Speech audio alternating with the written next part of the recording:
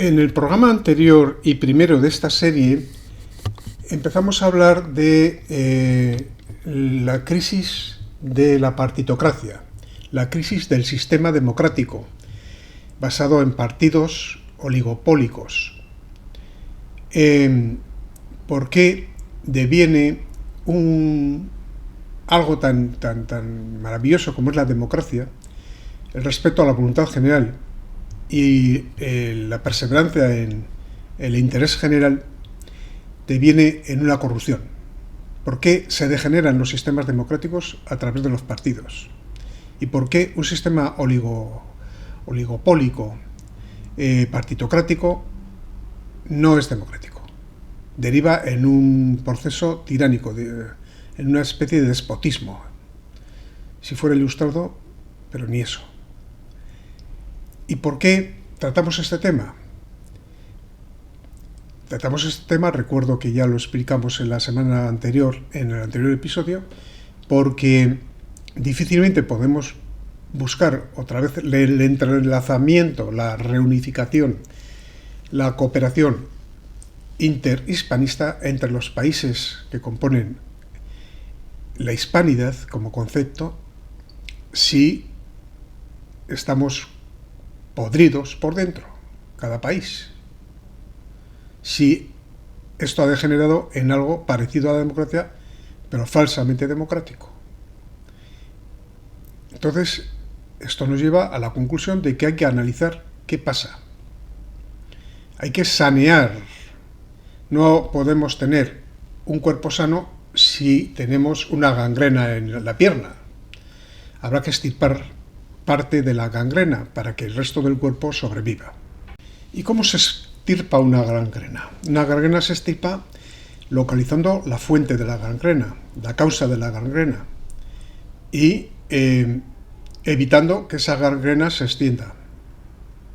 Una vez extirpada, que se repita la gangrena. Pues entonces habrá que hacer un análisis de qué es lo que pasa en el sistema político y qué es lo que ocurre en determinadas zonas de la hispanidad, países, como puede ser el mismo España, para que algunos determinamos o consideremos que ha habido una perversión del sistema democrático, que la partitocracia oligopólica es un problema para la propia democracia, cuando el partido es un objetivo en sí mismo y no es un instrumento para generar participación política y al servicio de los intereses generales y de los ciudadanos, para el bien común. Entonces habrá que, antes de plantear una reunificación, habrá que plantear qué hacemos con las manzanas podridas. Y esto es lo que en su día, ya hace unas cuantas décadas, planteó Gonzalo Fernández de la Mora. Gonzalo Fernández de la Mora era un intelectual de primera categoría, doctor en filosofía y derecho, y diplomático. Fue ministro en el último periodo de Franco y facilitó el paso a una nueva forma de política donde hubiera libertad y donde hubiera democracia, pero no cualquier democracia.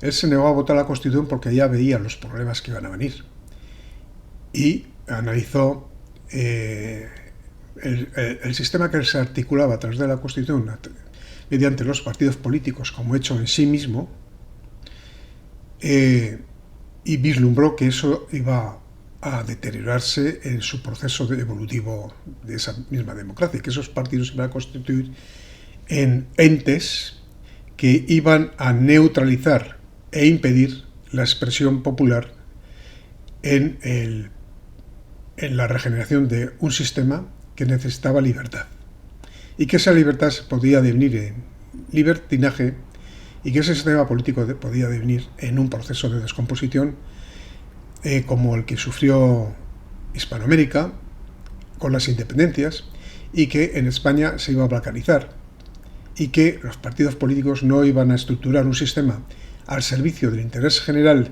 al servicio de España, sino al servicio de sus intereses y al servicio de los intereses caciquiles de los territorios. Territorios que llaman históricos, manda narices, como si no hubiera ninguna parte del territorio español o de Hispanoamérica que tuviera su propia historia y una historia en común. Una historia en común. Y por eso analizamos este tema en este segundo episodio. Vamos a ver lo que decía Gonzalo Fernández de la Mora al respecto. Seguimos, por tanto, con el episodio anterior, que donde ya disertábamos sobre las palabras de Gonzalo Fernández de la Mora. Esto es continuidad de aquel. Y les invito a oír y ver el anterior episodio para entender el presente, que no es otra cosa que la continuidad de aquel, para no hacer demasiado largos los capítulos. Expolio del electorado. Se supone que todos los tipos de populismo tienen que servir a los electores para obtener su voto. Pero la realidad es que en la partitocracia, el modo de seleccionar a los candidatos o de plantear los términos de un referéndum reduce las posibilidades a mínimos, y cuando los partidos pactan una fórmula entre ellos, el elector queda automáticamente expropiado y no contempla otra vía de autodeterminación subjetiva que abstenerse, lo cual en la práctica se traduce en un apoyo a la mayoría. Esta es otra de las trampas partidocríticas: el que no vota resulta que es el más consciente. Decide el líder manipular el aparato central y el local, pero el gobernado o queda casi totalmente expoliado de sus posibilidades de autodeterminación o negocia colectivamente para convertirse en un botón subsidiado por la seguridad social, el empleo comunitario u otra forma de corruptela. Es el retorno a la institución antigua y medieval de la clientela. El pueblo ideal para la partitocracia es el de un mercado atento a saldos sectoriales y maleables por la propaganda. La degradación ética de la sociedad. Un pueblo que asiste a la corrupción, la hipocresía o la falacia de su clase política tiende primero al escepticismo moral y luego al amoralismo. Pero es que los demagogos suelen acelerar ese proceso ofreciendo productos mucho más baratos que una enseñanza, unos transportes, unas pensiones o una sanidad excelentes. Ese producto gratuito para el Estado es la permisividad, que empieza por el circo pasando por la pornografía, termina en la droga. De las duras consecuencias que para las personas tienen el permisivismo y la disolución, casi ninguno responsabiliza a los gobernantes, y muchos se dejan convencer de que es una inexorable consecuencia de la libertad.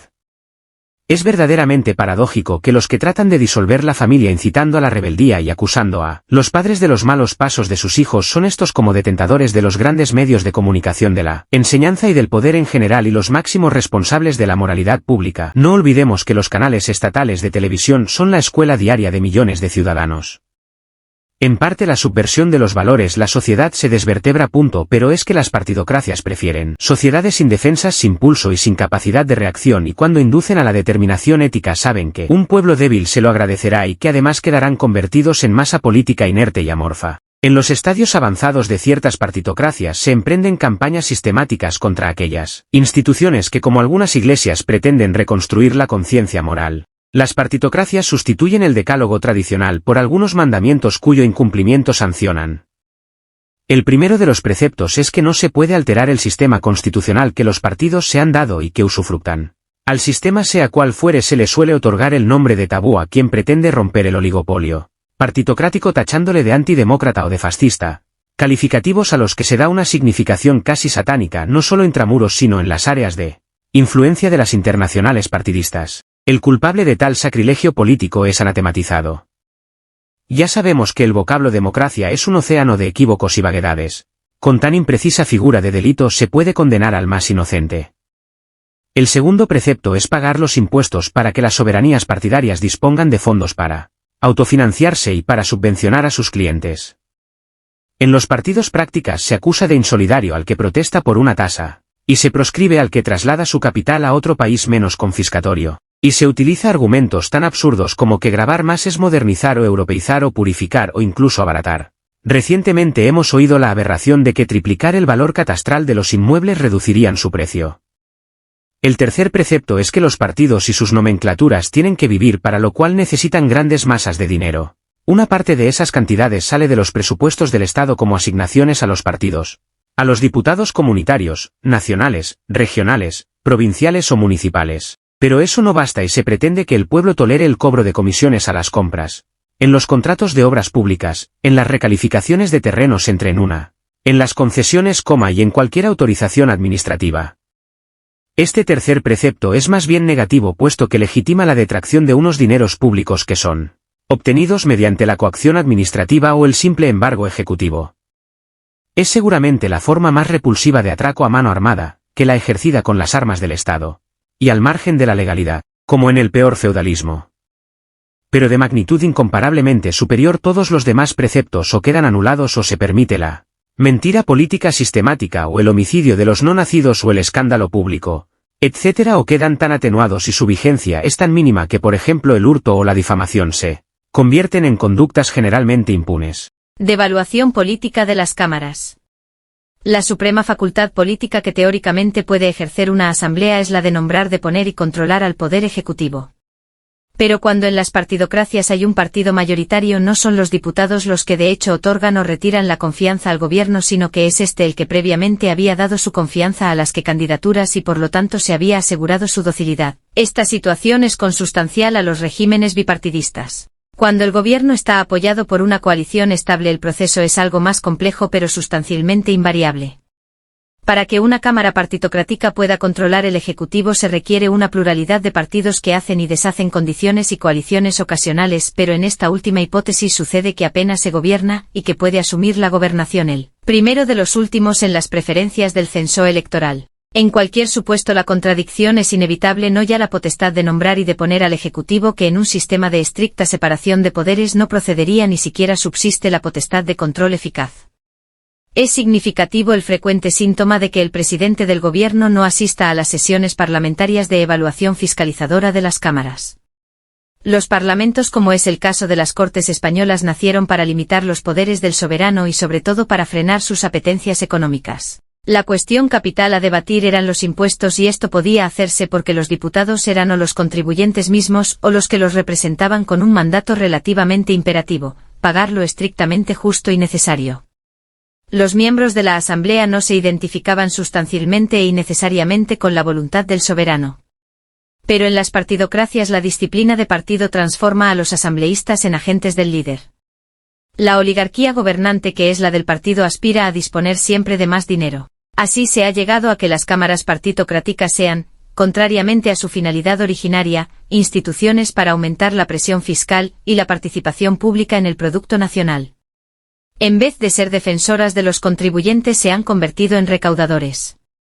Al gobernado le queda el recurso a la manifestación callejera contra sus representantes. Devaluación legislativa de las cámaras. Las asambleas nacieron también para incardinar el poder ejecutivo, elaborando leyes a las que el propio soberano tenía que atenerse y hacer cumplir, pero en la partitocracia la cámara se ha transformado en el lugar donde la mayoría partidista se limita a revalidar formalmente los textos que la oligocracia de su partido ha decidido convertir en ley. La idea inspiradora de esas normas suelen nacer de los líderes. La formulan sus consejeros, pero los miembros de la asamblea ni siquiera tienen la obligación de leerlas. Las cámaras han dejado de ser legisladoras. Se han transformado en una especie de notaría colectiva donde se da fe pública de lo que se ha decidido en otro lugar. Pero las asambleas no solo han perdido de hecho el poder legislativo, es que derecho han cedido el poder reglamentario a los gobiernos, los cuales mediante decretos o simple órdenes dictan preceptos de tan colosal trascendencia como la política monetaria, la contención o desencadenamiento de la inflación, que es una facultad de rango ministerial, equivale a dejar en libertad a un gobernante para confiscar los ahorros monetarios, o reducir los salarios o las rentas de capital reales mediante un telefonazo al banco emisor. Es más, puede confiscar las rentas de generaciones venideras mediante emisiones de deuda pública exterior o interior destinadas a consumo. En las partidocracias la capacidad legislativa de las cámaras tiende a decrecer hasta anularse y responsabilidad del gobierno. Se supone que en el periodo comprendido entre dos elecciones generales, el gobierno responde de sus actos ante la cámara, pero esto no sucede en la parte de la partidocracia donde hay una mayoría estable. El gobierno puede hacer caso omiso de la oposición, o incluso puede vetar toda investigación política. La existencia de un rodillo parlamentario conlleva la real impunidad de un gobierno que esperará el fácil olvido de las multitudes para someterse a la relativa censura de unas elecciones generales en las que los gobernados tengan una cierta posibilidad de removerle. Y cuando los votantes destituyeran un gobierno, no pueden condenarle puesto que teóricamente fueron ellos mismos los que le llevaron al poder. La irresponsabilidad de las oligarquías partidocracias es absoluta, ya que esgrimen la supuesta eximente del mandato recibido del pueblo soberano. Pues bien, ya ven ustedes cómo se nos puede hurtar el sentido soberano de la democracia y convertirlo en un simulacro de democracia y una falsa democracia y una democracia convertida en dictadura para evitar de cualquier forma que la soberanía de los españoles y de la hispanidad fragüe en una soberanía real donde el mundo hispano se autodetermine como tal. Acabemos con la farsa de una vez.